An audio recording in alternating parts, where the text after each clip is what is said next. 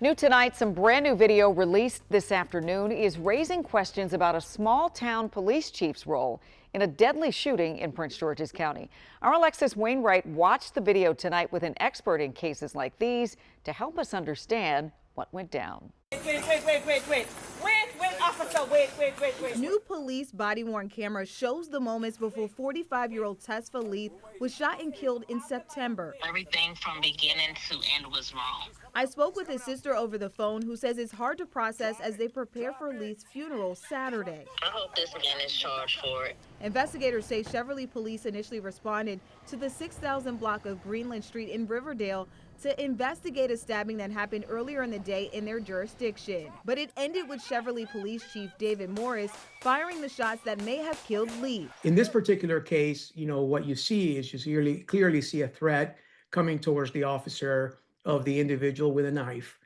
There's already a history in that particular, that particular individual as a suspect. Longtime criminologist Dr. Alex Del Carmen says officers were likely on high alert knowing Leith's history.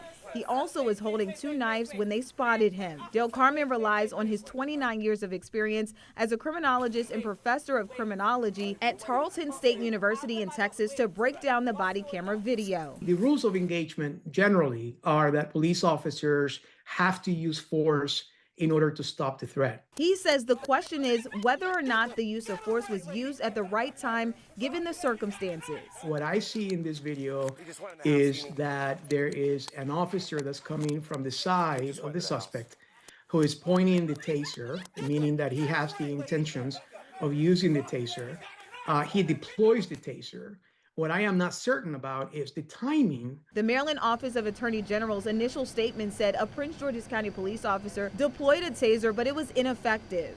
That's when Chief Morris shot his weapon, but Del Carmen disagrees. I would argue that I probably heard the shot go first before the deployment of the taser. It could very well be too. Remember, these are milliseconds, right? These are not even seconds that we're talking about.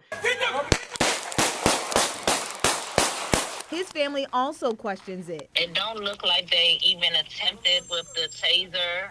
They didn't ask any questions. They was just ready to shoot. What I tell chiefs all the time is stay away from these scenarios as best as you can, because they're typically administrators, right? And I'm not trying to reduce their level to that. And a lot of them like to engage, in real life scenarios.